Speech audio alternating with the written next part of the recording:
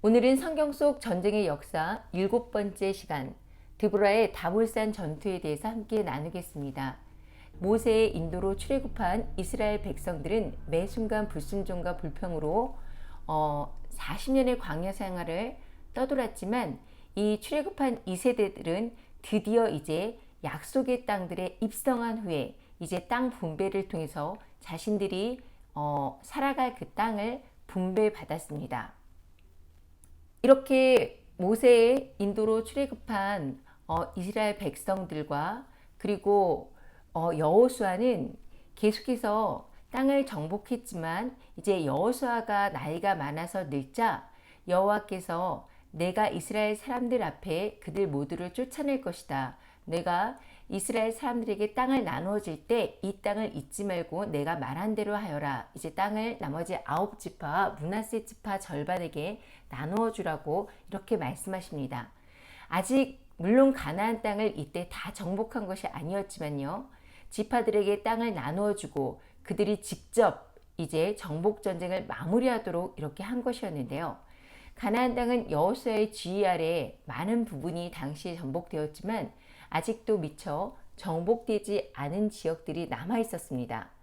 하나님은 13장 2절에서 7절 여호수아에게 이스라엘이 차지해야 할 땅들 가운데 아직 차지하지 못한 땅들이 어떤 곳인지를 말씀해 주시면서 하나님의 명령대로 요단강 동쪽을 분배받은 르우반 지파와 갓 지파 또 므낫세 지파의 반을 제외한 나머지 9지파와 므낫세 반 지파에게 그 땅을 분배하고 이스라엘이 기업이 되게 하셨습니다. 그리고 여호와께서 각 지파가 자신이 거할 곳을 취하고 그들이 스스로 진멸하기를 원하셨는데요. 하지만 일부 지파들은 자신들에게 분배된 땅이 적고 또 자신들에게 분배된 땅이 산악지대가 많다고 불평하면서 하나님이 함께 하실 것이니까 가나안 족속의 땅을 개척하라는 여호수아의 말에 가나안 족속에게 철병거가 있으므로 자신들의 힘으로는 쫓아낼 수가 없다고 이렇게 또 불평을 합니다.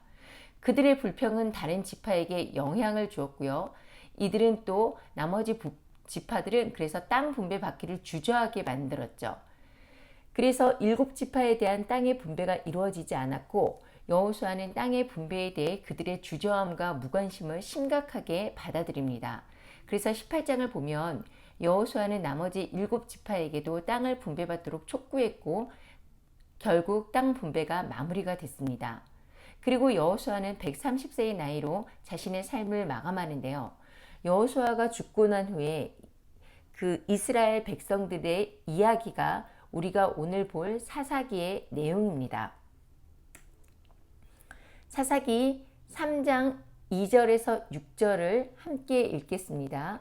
시작. 이스라엘 자손의 세대 중에 아직 전쟁을 알지 못하는 자들에게 그것을 가르쳐 알게 하려 하사 남겨두신 열국은 블레셋 5군주와 가나안 족속과 시돈 족속과 바알 헤르몬 산에서부터 하맛 입구까지 레바논 산에 거주하는 히위 족속이라.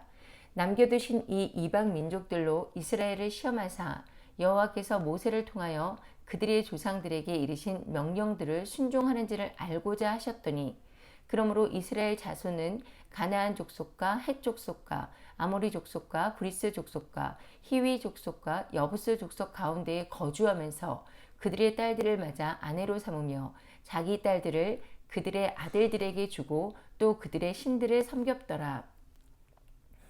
하나님은 아직 정복되지 않은 열국들을 남겨둔 것에 대해서 이방 민족으로 이스라엘 자손의 그 세대 중에 아직 하나님의 전쟁에 대해서 알지 못하는 자들에게 이 전쟁을 승리하는 비결이 하나님을 의지하는 것에 있다는 것을 가르쳐서 알게 하기 위해서 또 이스라엘 백성들이 하나님의 율법에 순종하는지를 하나님이 알고자 해서 이것을 남겨두었다라고 이렇게 말씀하십니다. 각 지파에게 땅이 분배된 이후에 이스라엘의 환경은 많이 변했어요. 광야의 유랑 생활에서 정착한 생활로 이 생활의 환경이 완전히 변했는데요. 이런 변화 과정은 자연스럽게 이스라엘의 정치 제도, 사회 구조의 변화를 가져오게 됩니다. 지도자 여호수아의 죽음으로 인한 정치 구조가 변화됐고요. 땅의 분배로 지파 공동체가 세워졌습니다. 하지만 유다 지파를 제외하고 모든 지파들은 가나안 족속을 완벽하게 쫓아내지 못했고 결국 하나님께서 그들에게 멸하라고 명령하신 사람들과 오히려 쉽게 어울리게 되었습니다. 이스라엘의 자손들은 가나안 족속들과 이렇게 어울려서 서로 또 통혼하고 그들의 신인 바알을 섬기고 이스라엘의 하나님을 오히려 저버리게 되었죠.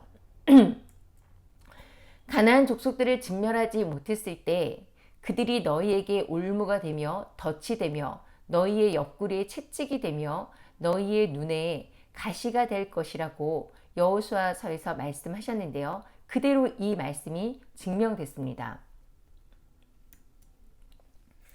이 도표는 여러분이 많이 보셨을 거예요.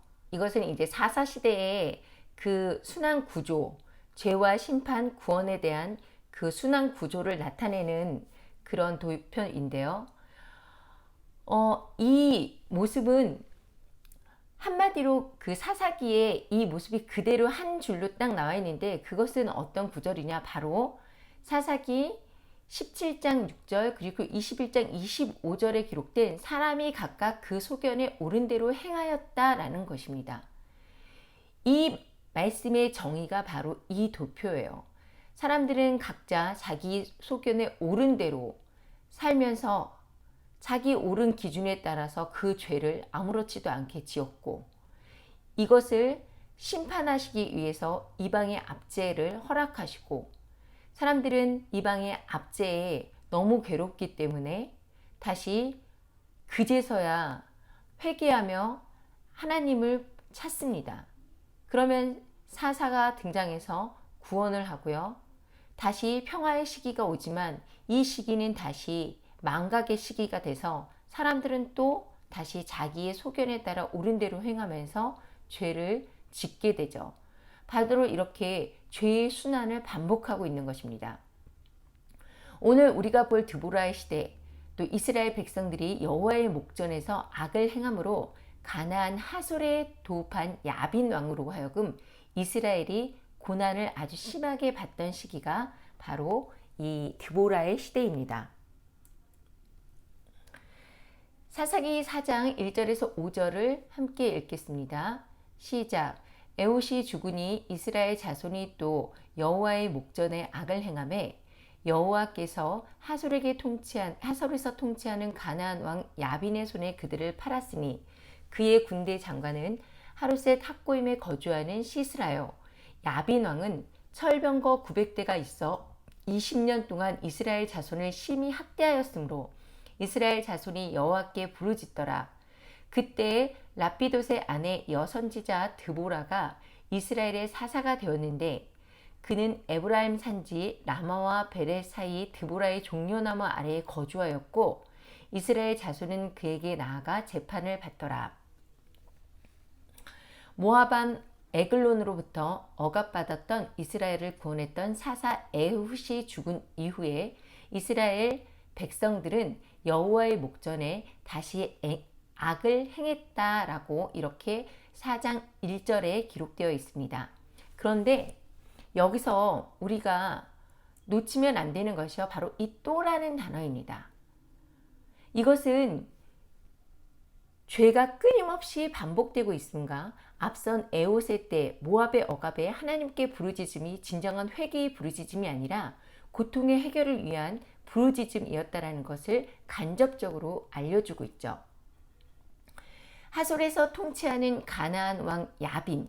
야빈이란 단어는 사람의 이름처럼 들리지만 우리가 이집트의 그 바로와 같은 그런 왕에 대한 칭호라고 또 볼 수가 있는데요. 가나안 왕 야빈이 하솔을 통치할 때 여러분 하솔이란 단어, 이 하솔이라는 지명이 익숙하지 않으신가요? 바로 지난 시간에 여호수아의 그 메론물과 전투에서 가나안 북부 지역 연합군의 머리라고 불리던 하솔왕 야빈은 분명히 여호수아 군대에 의해서 죽임을 당했고요. 이 하솔의 성읍도 완전히 불태워졌고 파괴되었다라고 이렇게 성경에 기록되어 있었습니다. 그런데 그 이후에 납달리 지파가 이 땅을 분배받았어요. 하솔이 있는 그 지역을. 그런데 이 납달리 지파의 지배 아래 있었을 때 여호수아의 세대 이후 새로운 세대가 이제 이스라엘 백성들의 새로운 세대가 일어서면서 이스라엘 백성들이 배도했고 결국은 스스로 포로와 속박의 굴레를 다시 씌웠습니다. 그래서 남아있던 가나안 족속들이 다시 일어나서 하솔 성읍을 재건했고 하솔의 또 다른 왕 야빈이 악랄한 정권과 그의 잔인한 군대 장관 시스라를 앞세워서 그 900대의 철병거를 앞세워서 당시 이 지역의 이스라엘을 지배했습니다. 야빈의 군대장인 그 시스라는 이 900대의 철병거를 해변길 중간 좁은 통로인 무기또의 옆 그 평지 하롯에 주둔시키면서 주요 도로인 해변길을 통제했고요. 그리고 이스라엘 백성들이 산간 지역에서 넓은 평원지대로 진출하려는 시도를 번번이 이 철병거의 뛰어난 기동력으로 막게 됩니다. 이뿐만이 아니라 성경은 야빈이 이스라엘 백성들을 심하게 학대했다라고 이렇게 기록하고 있는데요. 아이러니하게도 이스라엘 백성들은 전에 그들이 사로잡은 자들에 의해 도로 억압을 당하는 상황이 된 거죠. 야빈 왕의 잔인한 학대가 무려 20년간 지속되어 있습니다. 이때 학대하다에 해당하는 히브리어는 라하츠로 압박하다, 누르다, 억압하다, 학대하다, 비틀어 짜다라는 그런 뜻을 가지고 있어요. 이것은 곧 포도즙을 짜기 위해 발로 밟아서 이 포도를 으깨듯이 그렇게 이스라엘에 대한 야빈의 압제가 매우 혹독했다라는 것을 보여주고 있습니다. 이런 학대가 20년 동안 지속되니까 이스라엘 백성들이 결국 또 여호와께 살려주십시오. 하나님 살려주십시오. 이렇게 부르짖은 거예요. 그리고 이때 바로 랍비돗의 아내 여선지자 드보라가 이스라엘의 사사가 되었다라고 성경은 기록하고 있는데요. 랍비돗, 이 랍비돗은 횃불, 번개 이런 의미를 가지고 있습니다. 그리고 이 라피드는 이 랍비돗의 여성 복수형으로 횃불들 혹은 번개들 이런 뜻을 가지고 있어요. 그리고 이 랍비돗의 아내라고 이 개역개정 성경은 번역하고 있지만요. 많은 학자들은 아내로 번역된 히브리어 이샤, 이 이샤라는 단어가 여자, 아내, 첩, 과부, 어머니 등 전반적인 여자를 지칭하는 단어이기 때문에 랍비돗의 여자라는 말이 단순히 꼭 랍비돗의 아내로 이렇게 인식할 수만은 없다라고 주장을 하기도 합니다.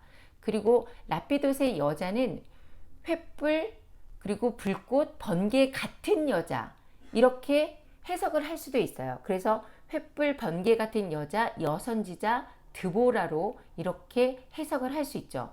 또 한편에서는 번개라는 의미를 가진 바락이 드보라의 남편으로 보는 그런 견해도 있는데 바락이 드보라의 남편이라는 단어는 성경에서는 찾을 수가 없고요. 랍비들의 기록인 그 미드라시에서 일부 나오기는 하는데 큰 근거가 있다고 또 보아지지는 않습니다. 그리고 또 이 바락 역시 사무엘서와 히브리서를 보면 당시 납달리 쪽에서 활동한 사사였다라는 것을 알 수가 있죠. 그리고 지금 이 드보라가 사사라고 이렇게 기록되어 있잖아요. 근데 이 사사라는 것은 재판하다, 판결하다, 다스리다는 뜻이 있어서 영어 성경에서의 사사기는 저지 이렇게 저지서 그러니까 재판관서로 기록을 하고 있죠. 당시 이스라엘의 사사는 이스라엘의 정치적, 군사적 지도자였다라고 볼 수가 있는데요. 이 사사기에 기록된 사사들 중에 실제 사사라는 단어, 이 샤파트라는 단어가 재판하다, 판결하다라는 뜻이 있지만 실질적으로 이 사사가 재판을 하였다라고 직접적으로 기록되어 있는 사사는 드보라가 사실 유일합니다. 그리고 드보라는 또 다른 사사들과 달리 이미 여선지자였어요. 그래서 5절을 보면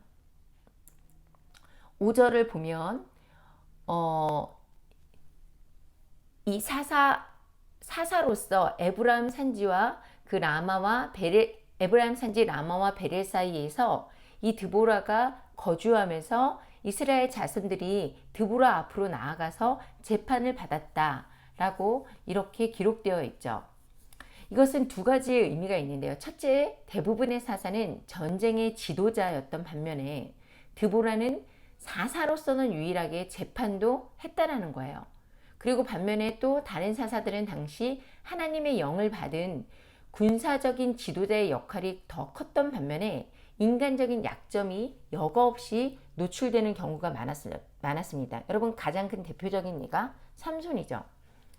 그런데 이미 선지자의 역할을 하고 있었던 드보라는 사사의 본래적인 의미에 무척 충실했다라고 이렇게 볼 수가 있는 거죠. 그리고 두 번째 의미는 이 이스라엘 자손들이 그에게 나와 재판을 받았다라는 이 대목에서 이스라엘 자손들이 드보라를 선지자와 사사로 인정하고 있었다라는 것입니다. 그들은 이 당시에 그 이스라엘 사회에서 여자는 남자에게 사실 종속된 존재처럼 여겨졌는데도 불구했는데 여자였던 드보라, 이 드보라가 선지자로서 하나님께 부르심을 받았고 가나안의 야빈왕의 압제에 의해 부르짖는 이스라엘 백성들을 위해 사사의 직무를 수행하는 그런 일을 하게 되는 것이죠. 그래서 사실 이 드보라 사사는요, 여선지자로서 성령의 계시와 어떤 신령한 지혜와 지혜의 충만으로 세상을 변화시키는 일에 어떤 전략적으로 쓰임받는 하나님의 사람이었다라고 이렇게 평가를 할 수가 있습니다. 드보라는 하나님의 명령에 아히노암의 아들 바락을 만나서 여호와의 명령을 그대로 전합니다. 너는 납달리 자손과 스불론 자손 10,000명을 거느리고 다볼산으로 가라. 내가 야빈의 군대 장관 시스라와 그의 병거들과 그의 무리를 기손강으로 이끌어 내게 이르게 하고 그를 내 손에 넘겨주리라. 이렇게 전해요. 하나님의 명령을 들은 이 바락이 지금 그런데 적지 않게 당황한 듯한 모습입니다. 왜냐하면 당시 이스라엘이 군대를 결성한다 하더라도 맞서 싸울 무기가 사실 없었어요. 그들의 무기는 이미 전부 가나안 족속들에게 압수당했기 때문이었는데요. 전쟁 후에 부르는 사사기 5장 그 드보라와 바락의 노래를 보면 8절에 5장 8절에 보면 그 이스라엘의 40,000명 중에 방패와 창이 보였던가 이렇게 당시 상황을 이야기를 하고 있습니다. 무기가 많이 없어서 전쟁에 나가는 것이 사실상 자살 행위였어요.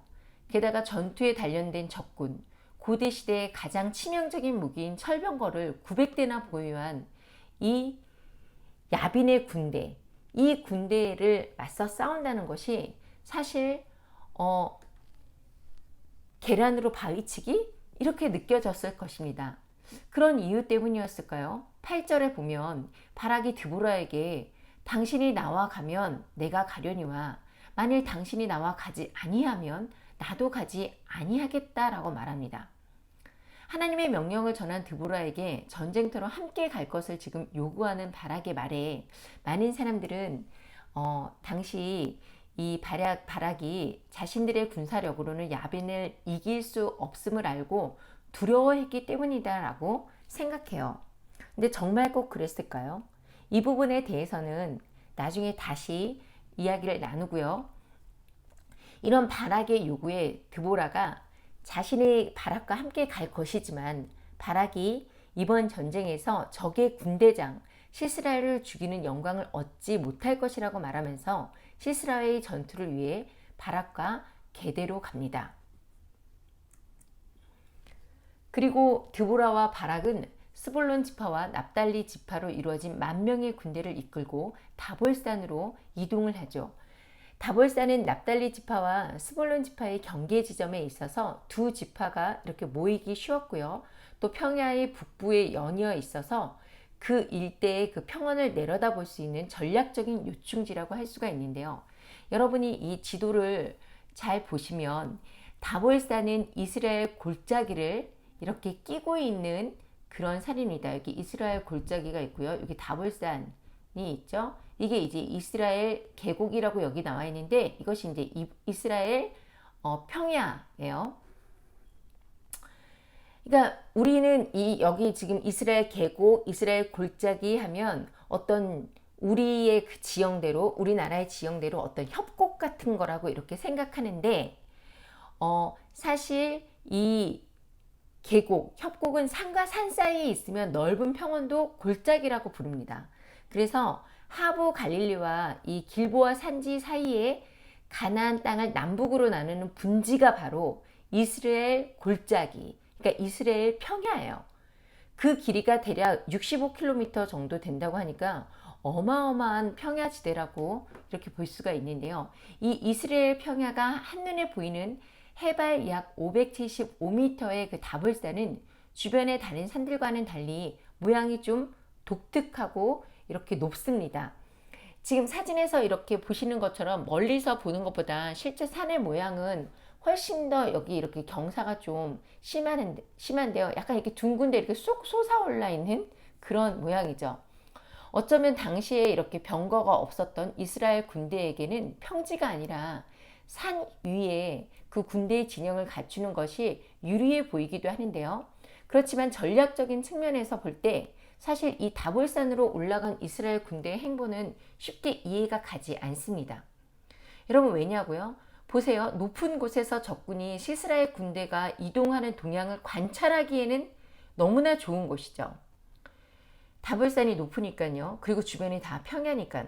그리고 또 시스라의 철병거를 앞세운 군대가 이 경사가 급한 다볼산으로 올라가서 이스라엘을 공격할 수는 없어요.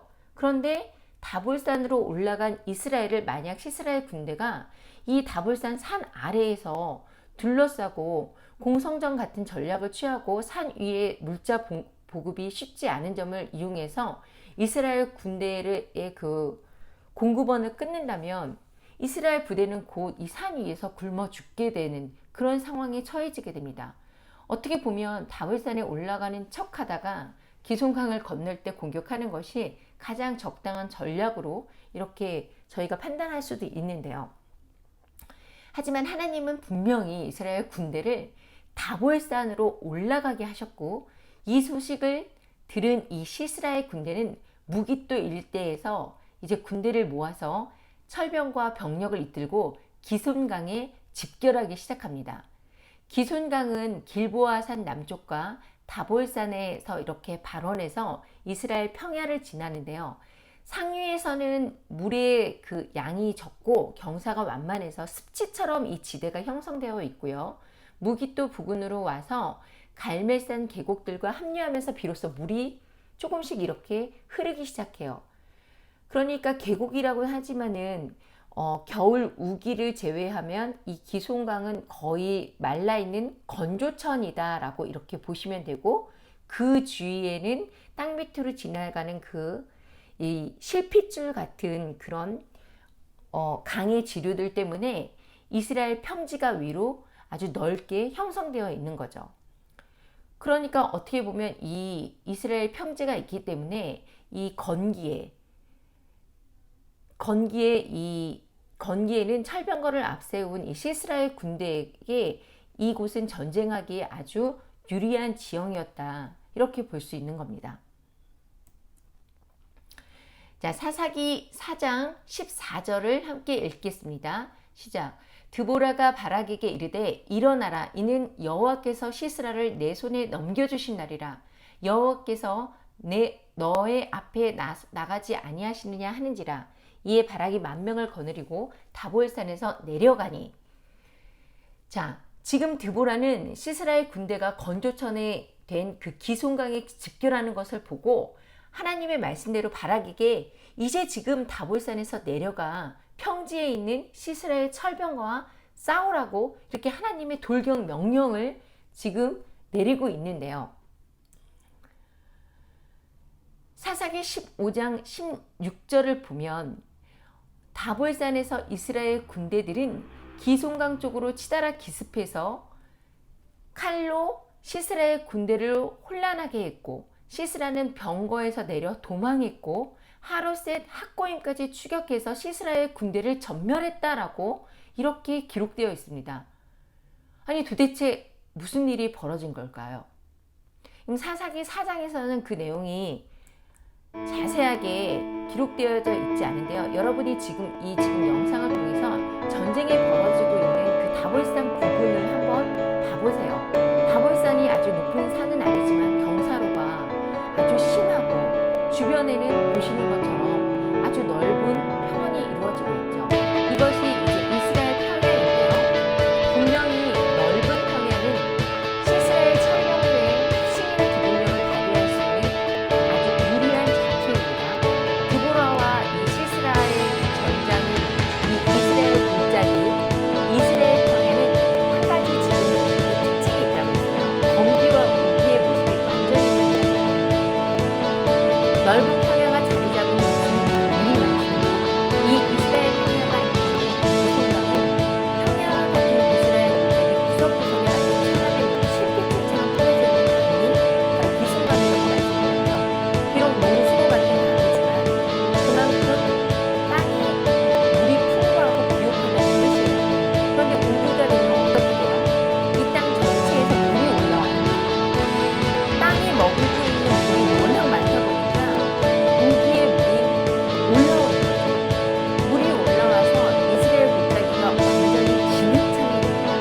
지금도 우기의 이 이스라엘 골짜기에 발로 이렇게 걸으려고 치면은 운동화 밑에 진흙이 쩍쩍 달라붙어서 잘 이렇게 걷기가 힘들고 사람들이 걷기를 포기할 정도라고 이렇게 이야기를 하는데요.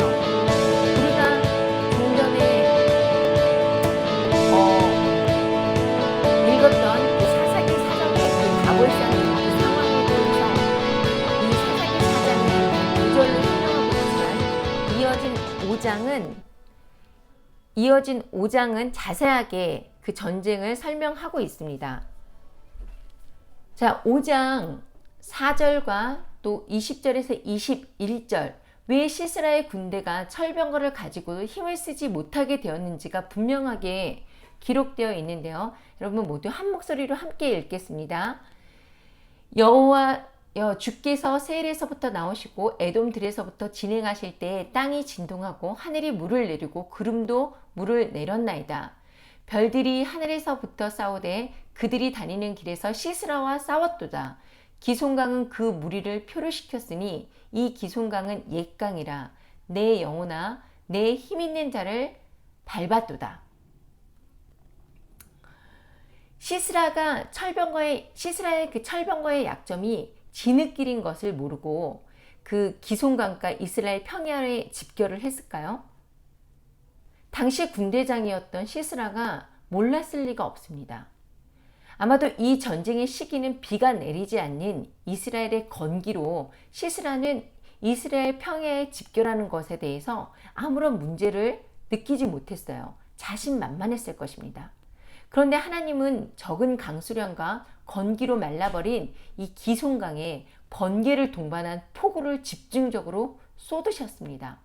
메말랐던 강은 급류로 넘쳤고 그 주변의 평지가 진흙 수렁이 되어버렸는데요. 땅이 병거가 달리기에 좋을 때나 시스라가 전쟁에서 유리하지 이미 진흙덩이에 빠진 이 전차가 무슨 소용이 있겠어요. 당연히 무용지물이 된 이 병거들을 버려야 했습니다. 이제는 창과 화살의 전쟁이고 육탄전이죠. 그런데 철 갑옷을 두르고 시스라의 군대 그 철병거에 있던 이 시스라의 군대들은 그 무거운 철 갑옷으로 인해서 병거에 내려오면서 오히려 진흙에 더 깊게 발이 빠져서 움직이기가 더 힘들어졌어요. 무거운 철병거들은 진흙탕에 빠져 뜻대로 움직이지 않는 상황에서 이 시스라의 군대는 갑작스러운 이스라엘 군대의 급습에 속수무책이 됩니다. 병거에서 내린 시스라도 역시 자신의 목숨을 부지하기 위해서 도망가는 수밖에 없었는데요. 병거를 타고 도망가는 것이 빠를까요? 여러분 내려서 달리는 것이 빠를까요? 또 뛰어서 도망가는 것이 빠를까요? 아니면 걷는 것이 빠를까요? 당연히 달리는 것이, 병거를 타고 달리는 것이 훨씬 더 빠르겠죠. 그런데 지금 이 시스라는 걸어서 도망을 갔습니다. 사사기 17장에 보면 시스라가 걸어서 도망갔다라고 이렇게 기록되어 있어요. 왜요? 진흙 때문에요. 오히려 입고 있었던 철갑옷이 진흙을 걷기에 더욱더 거청스럽게 만들기 때문에 아마도 자신의 입고 있던 어떤 갑옷조차도 다 벗어 던지고 이렇게 도망갔을 것입니다.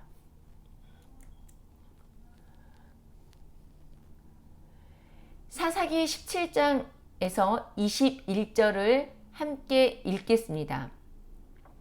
시스라가 걸어서 도망하여 겐 사람 헤벨의 아내 야엘의 장막에 이르렀으니 이는 야소랑 야빈과 겐 사람 헤벨의 집 사이에는 화평이 있음이라. 야엘이 나가 시스라를 영접하여 그에게 말하되 나의 주여 들어오소서 내게로 들어오시고 두려워하지 마소서 하며 그가 그 장막에 들어가니 야엘이 이불로 그를 덮으니라. 시스라가 그에게 말하되 청하노니 내게 물을 조금 마시게 하라.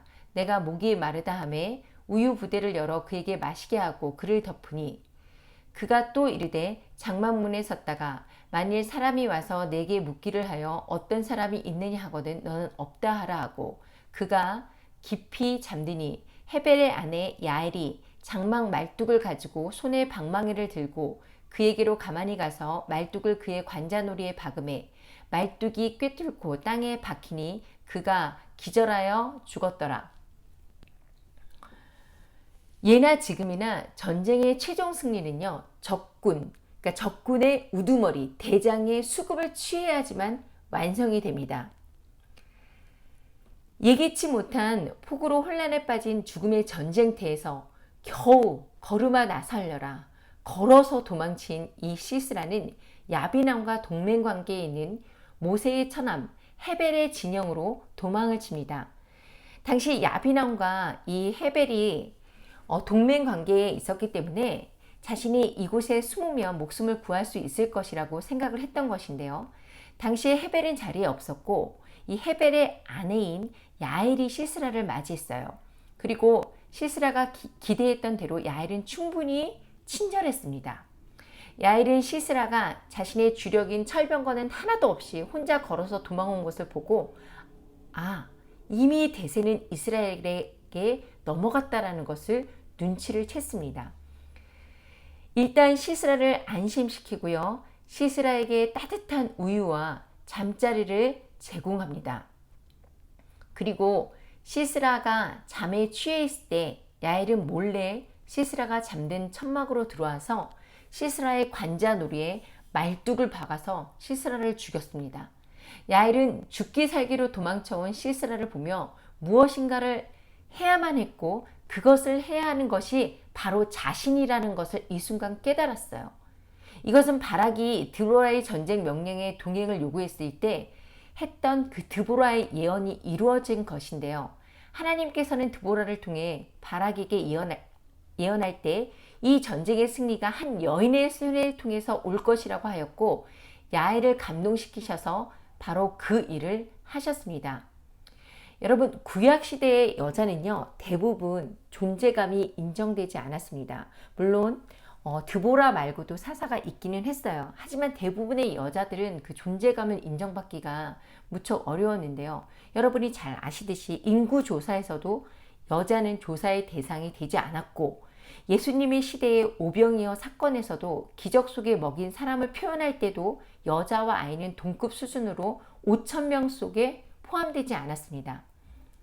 이런 시대임에도 불구하고 놀라운 리더십과 용기로 전쟁을 이끌었던 믿음의 여인 드보라와 그리고 지혜와 담대함으로 적장을 죽인 야엘이 쓰임 받은 것은 전적으로 하나님의 뜻이었습니다.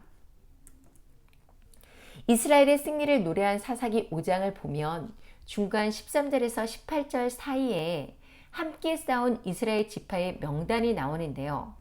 에브라임 사람, 베냐민 사람, 마길 사람, 므낫세 사람이 마길 사람이라는데 분명하지는 않습니다. 그리고 스불론 사람, 이사갈 사람, 루벤 사람, 납달리 사람들이 내려와서 싸웠다라고 이렇게 기록되어 있습니다.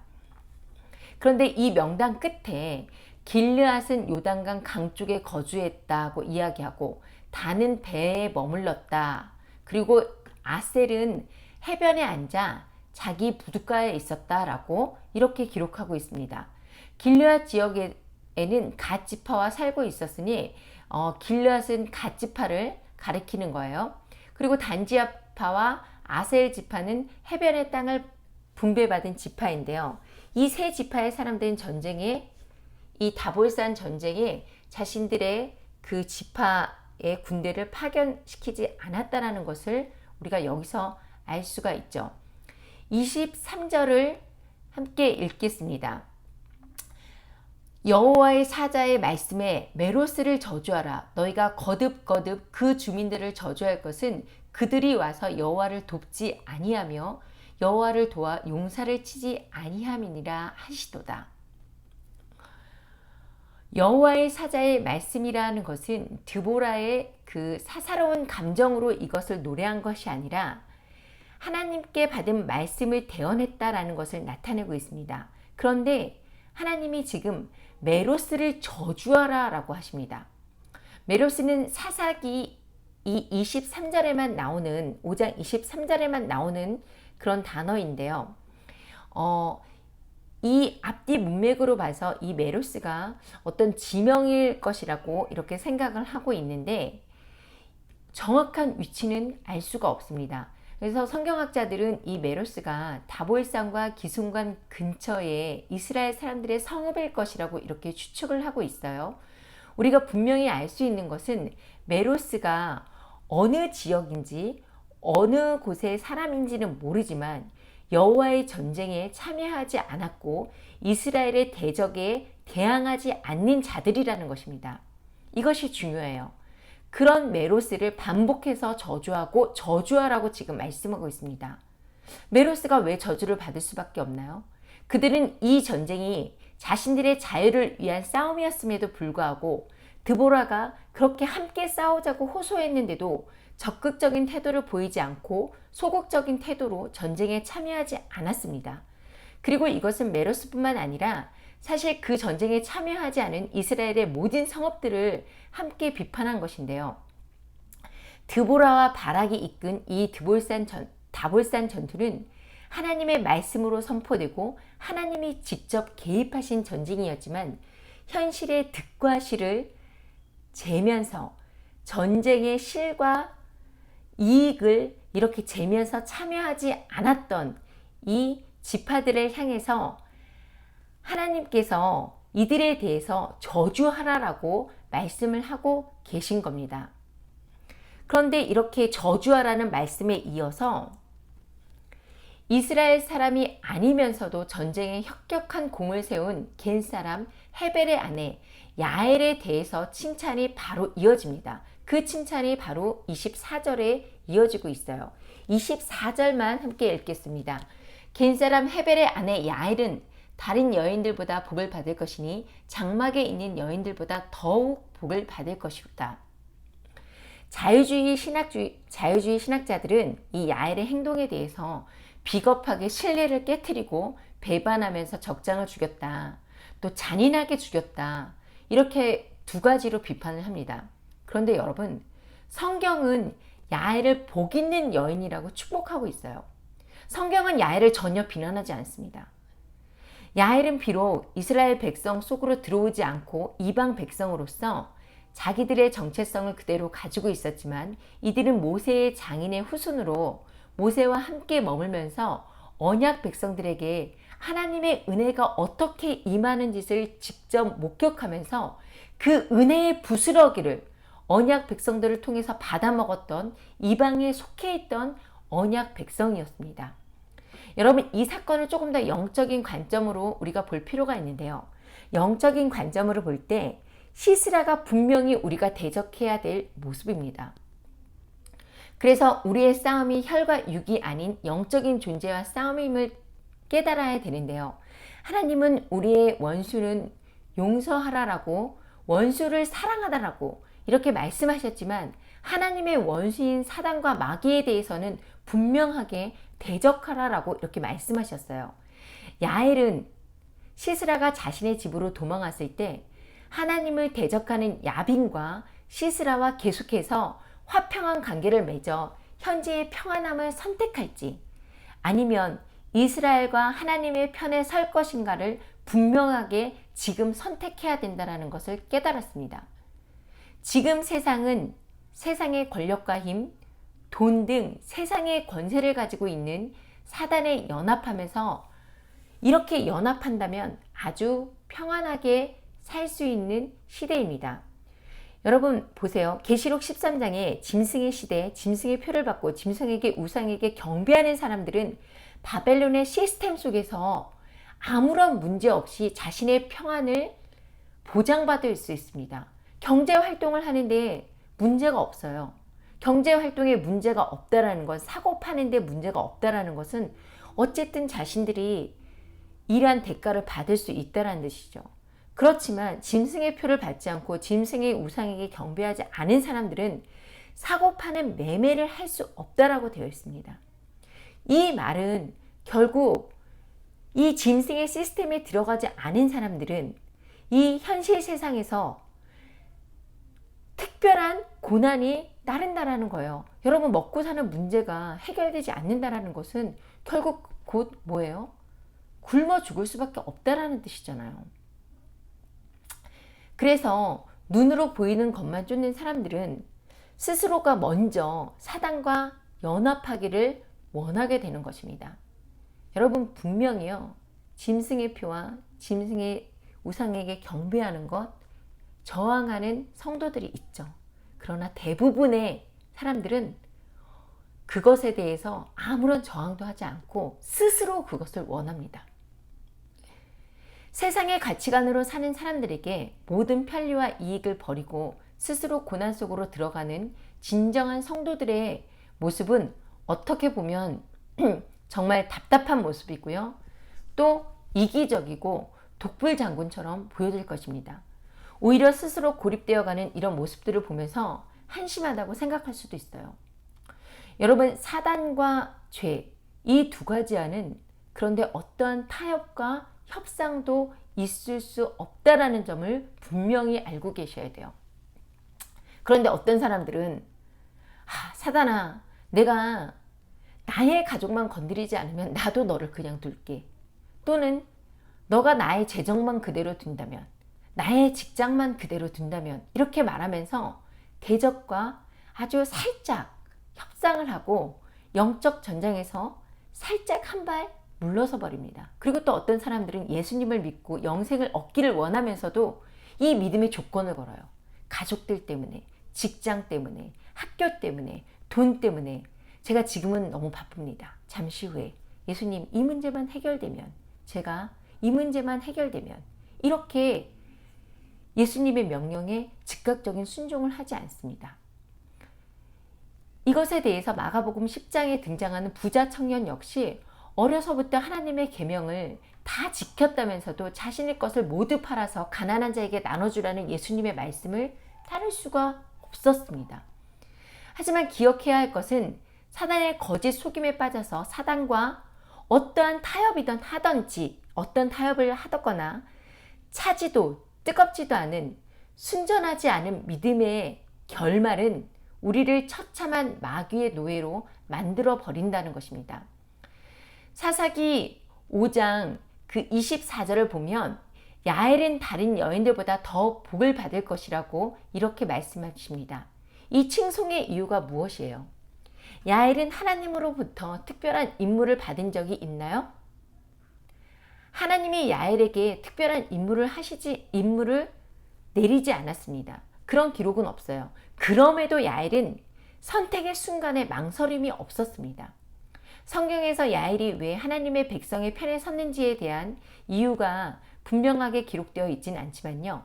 이방 여인이었던 야엘은 누구의 편에 설 것인가라는 선택의 순간에 야빈 왕가의 화친을 깬다는 것을 전혀 주저하지 않았습니다.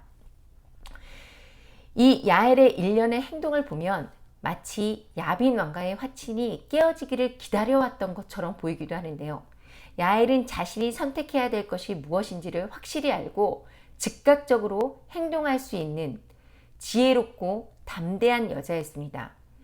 이스라엘과 가나안 사이에서 주저하지 않았어요. 평화의 때와 전쟁의 때를 확실하게 구별했던 것이죠. 그리고 결단과 용기 있는 행동으로 다른 여인들보다 축복받는 여인이 되었습니다. 드보라의 이 다볼산 전쟁은 하나님이 사랑한 두 여인 드보라와 이방인 야엘이 함께 이끌어낸 전쟁입니다.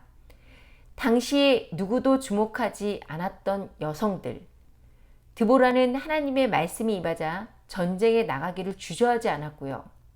또 야엘은 평범하게 이방 여자로서 살았으면서도 이스라엘에게 임하는 그 은혜를 보면서 여호와를 인정하고 여호와를 섬김으로 원수의 목을 베어서 축복의 여인이 되었습니다. 사사 드보라가 활동했던 시기는 억압의 공포가 일상화된 세상이었습니다. 하지만 이스라엘 백성들은 하나님이 아닌 가나안의 신들을 선택했고 누구도 가나안의 억압에 저항하며 전쟁에 나갈 용기를 가지고 있지 않았습니다. 그런데 또 전쟁을 하려고 해도 무기조차 변변히 가지고 있지 않았어요. 이런 암담한 상황에서 하나님의 말씀을 드보라가 바락에게 전했을 때 바락은 드보라에게 동행을 요구했고 드보라는 이 요구에 바락이 영광을 얻지 못할 것이니 여호와께서 시스라를 여인의 손에 파실 것이라고 말했습니다. 이 말은 뭐예요? 바락이 시스라의 군대와 싸워서 이겨도 승리는 거두겠지만 바락이 이 일로 개인적인 어떤 영예도 얻지 못할 것이라는 말입니다. 그래서 어떻게 보면 이 싸움은 바락의 입장에서 위험은 많고 명예는 없는 실속이 없어 보이는 전쟁일 수도 있었습니다. 하지만 바락은 그런 것에 전혀 개의치 않고 드보라와 함께할 것을 청하면서 하나님의 명령대로 납달리와 스불론 군사를 이끌고 다볼산에 올라갔습니다. 시스라를 죽이고 개인적인 영광을 얻는 것보다 야빈의 군대를 물리치고 이스라엘을 구원하는 일이 중요했기 때문이었는데요. 여러분, 출애굽기 당시에 그 출애굽기에서 르비딤 전투, 우리가 르비딤 전투를 나눴잖아요. 이 르비딤 전투에서도 이런 비슷한 장면이 나옵니다. 이 르비딤 전투를 생각해 보면 이스라엘이 아멜렉 족속을 물리칠 때 모세가 어떻게 해요? 산 위에 올라가서 기도하고 여호수아가 이스라엘 백성들을 이끌고 싸웠습니다. 기도하는 모세의 손이 내려올 때 아론과 훌이 이 모세의 손이 내려오지 않도록 붙들어 주었죠. 바락은 사사이기 전에 선지자였던 드보라와 함께 하시는 하나님을 바라보고 있었어요. 그래서 이 전쟁터에서 하나님께 기도해 줄 이 드보라 선지자를 함께 가기를 원했던 것입니다. 바락은 개인적인 영광보다 이스라엘의 승리를 먼저 생각했고 드보라에게 함께 싸울 것을 부탁했습니다. 그래서 이 바락의 믿음을 크게 보고 바락이 바로 믿음의 의인으로 히브리서에 기록되어진 것입니다. 오늘 이 다볼산 전투를 통해서 우리가 크게 세 가지를 생각해 볼 수가 있는데요. 첫째는 비참한 인간의 비참은 그러니까 고통, 어떤 어려움, 고난 이런 것은 사실 인간의 죄로부터 나오고 구원은 하나님에게서 나온다는 것입니다. 이스라엘 백성들이 하나님을 버리고 멀리 떠나서 가나안 신들을 섬겼을 때 하나님께서는 그들을 돌이키기 위해서 이 모든 비참함과 압제와 괴로움을 당하게 하셨습니다. 하지만 그들이 돌이켜 하나님을 부르짖었을 때 하나님께서는 사사 드보라를 세워서 이스라엘 땅에 다시금 하나님의 말씀이 들려지게 하셨고 바락과 같은 믿음의 장군을 일으켜서 그리고 또 야엘의 마음을 주장해 주셔서 이 이스라엘로 하여금 야빈의 군대를 물리치고 구원을 얻게 하셨습니다. 두 번째, 하나님은 이스라엘을 구원하셨지만 바락과 야엘 그리고 납달리와 스불론의 군사 등 이 이스라엘의 순종과 헌신을 사용하셨습니다. 그들은 어느 누구도 혼자서 모든 일을 하려고 하지 않았어요. 대신 그들은 각자 자신의 역할에 충실했습니다.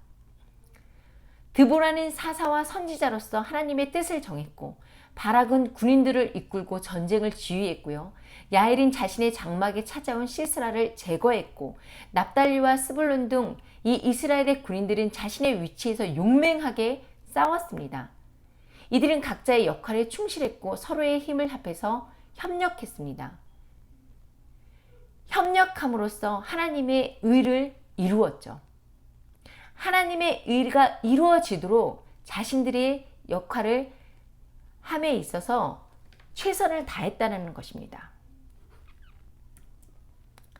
세 번째, 우리는 자신의 영예와 영광을 생각하지 말고 하나님의 영광을 생각해야 됩니다.